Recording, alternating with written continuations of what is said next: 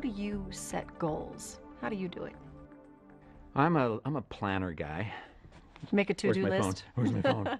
Yeah, I do. I make to-do lists. I love checking boxes. I make little boxes, and back before electronic planners, I would just make my own on 3x5 cards originally. Things that I could put a little box next to, so later I could check the box. Sometimes I wrote it down after I'd done it, Just so you that could I check could it off. check the box. Uh, and it's an amazing thing to me. If you write some goals down, you write them down, and you don't even know how you're going to attain them.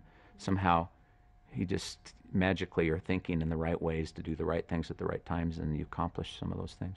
Do you sometimes have those lists side by side or on the same list? The little ones like go to the dry cleaner, and the bigger ones like go to China? Yeah. Well, projects versus things to do, I suppose, is what we're talking. And they might get intermingled. A lot of times I find in order to keep them in front of my face, I'll have them on today's calendar. And then I got to move them to tomorrow. I got to move them tomorrow. I got to move them tomorrow.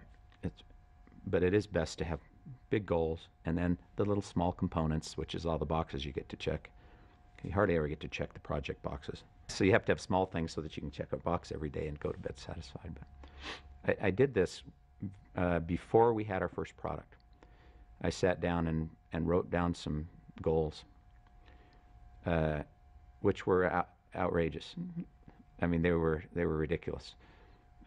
Now that I'm wise, I can see that they were foolish. A couple of years, maybe 5 years into the business, I found them when we were moving between offices, and I had to stare at them for a minute and recognize, oh, this is my handwriting. Oh yeah, I remember when I wrote these, and we had attained all of them. It was just magic. That's wonderful. But they were ridiculous. They were things, to do millions of dollars worth of volume and have a certain number of successful people, and they were things that were really truly outrageous when I wrote them. And they magically happened. Do you have a similar list right now going? Yeah. We currently intend to become the most successful direct selling company in the world. And in our definition, that means to pay out more money to our distributors than any other company does. And we have a ways to go to get to there, but we'll get there. I want our company to do more good than any existent company in the world. And that's pretty goofy. It's pretty big. I think we could. And I think we might, and this is crazy, I'd like to go ahead and solve world hunger of children. And that's outrageous.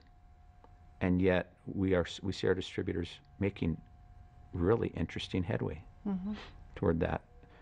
I don't remember how many meals now they've provided to children, but we're going beyond that. We're setting up systems so that they become self-sustaining. Like Malawi is the first place where we've done that. But in Malawi, where we set up the factory, and they work in the factory, and they grow extra crops, and we buy them, and then they work in the factory to add our ingredients, which all these things have helped the local economy. But before long, they'll be able to do all that themselves because we have someone who owns the factory, who later, and he's going around getting people to grow a second crop. They didn't know they could do, but Napoleon, who's a jewel, he'll get them to grow a second crop, and he buys it from them, and it will become very self-sustaining because the way that the model is set up, and because our distributors have been so dedicated to it, because it's what they do for a living.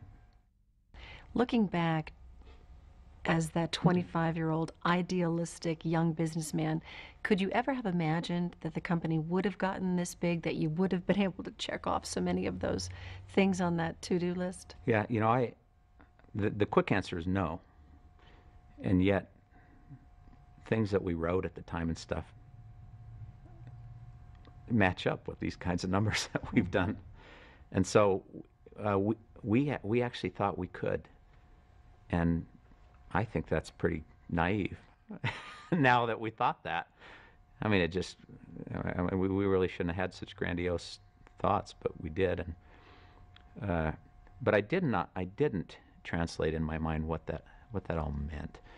When you get to go look into the faces of the kids in Malawi, and when you get, a distributor whose life was bad and now it's good, looking you in the face and with tears in their eyes telling you that. Somehow it didn't all translate into reality, but on paper we thought so. So is that the lesson to distributors then, not to be afraid to think big, because you really never know how much you can achieve? Yeah, to be bold enough to go after a goal. I don't know what their goals are, but I think I know what makes them happy.